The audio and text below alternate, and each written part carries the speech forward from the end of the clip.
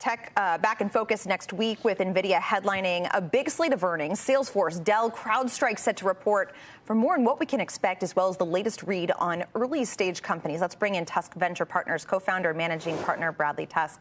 Thanks for being here in person. Happy Friday. Happy Friday. Gearing up for a big week next week. Yeah. A lot of people say now that we're done with Jackson Hole, we can focus on Nvidia, and that's the next big tell for the market. What's your expectation? Yeah, I mean, look, there's really, to me, two key issues. One would be, will they exceed earnings by even more than $1 billion or $2 billion than everyone was expected? The numbers are so big that in a way it sounds crazy, but like $1 billion or $2 billion is actually not that material. But nonetheless, I think people are looking at that. But the second really is the question of the delay that they've had on some of their chips and how material and how serious is that or not, right? If it is a delay that is, relatively minor and the factories can move through it quickly, it's not going to really impact fulfilling orders, then they should have to just keep trucking along and along and along. But, things in life always go wrong, even for Nvidia sometimes. And so if it turns out, because we just don't know enough about it yet, that the delay is more serious than people realize, then that's certainly going to impact revenue, and that should impact the share price. So let me ask you, first of all, thanks for being here. Yeah, thanks for having me.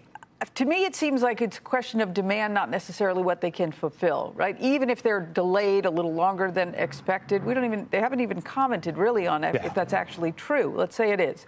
But to me, it seems like it's a question of, is demand still beyond what they can supply, even if they're back to where they want to be production-wise for Blackwell? It's weird because it's a little conceptual in a way. So, for example, I'm an early-stage tech investor, and we have seen over the last 2 years or so that even as valuations overall have fallen, AI valuations have been really, really high. But we're seeing that start to decline. So, for example, the other day, there was a company with $2 million in revenue that was looking for a $110 million valuation, which in any other form of venture investing would be crazy. And in AI, it's like, well, if you want to be an AI, that's how it goes. And I don't think they got it. And so I do think that at least on the venture side, it's starting to rationalize a little bit. And yes, this may be the most transformative technology since the wheel or the printing press or whatever you want to call it. But at the same time, there have to be commercial applications for it.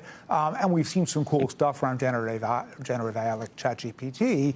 But, it's all still kind of like, hey, this could be amazing. This could be transformative. It's not like there's that much P&L really being driven by any of it. Meantime, that valuation stretching from kind of the 2020, 2021 era starting to really manifest itself. Yeah. I think there was that FT article this week showing that startup failures rose 60% as founders face hangover from those boom years.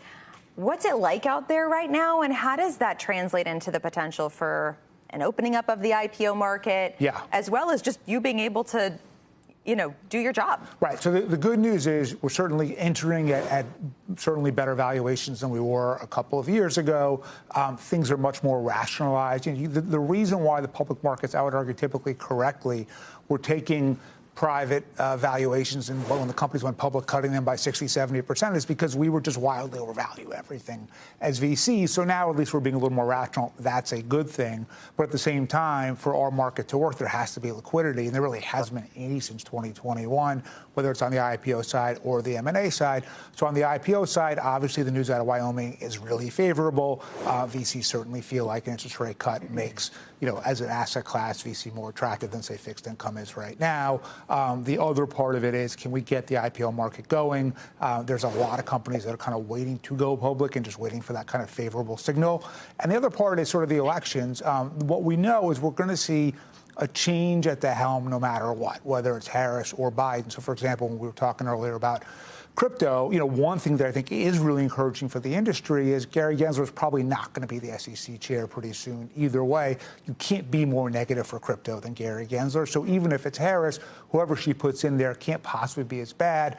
When you're thinking about M&A activity, Lina Khan probably isn't continuing to be the FTC chair. So same kind of thing. So I think the things that could shake loose the market would be interest rates, regulatory changes, and then hopefully some IPOs start going, and that opens things up. Yeah, and I mean, when you look at kind of the move in the Russell, for example, that we've been seeing, and the continued rotation towards small caps, that bodes well for the potential IPO activity as well, right? Because that's a lot of the comparables. So if those start to work, and it's not just this narrow market of large cap names that don't really... And if you don't necessarily need, when Nvidia we're talking is going to be a $28 billion in revenue this quarter, or 31 or 25, right? When we're talking talking about, okay, you can now go public with 300 million ARR or 400 million, don't necessarily have to be in that 500 million to $1 billion range. That opens up the market for a lot more startups. Yeah. And so, I look, on one hand, we shouldn't go back to where we were, because we were in an irrational period where the PE ratios were crazy and people were getting valuations that really didn't make any sense at all. And money was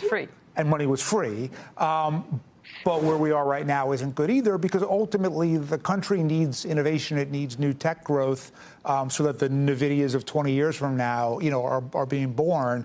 And you can't do that if venture investing isn't there. And that does require liquidity. Yeah.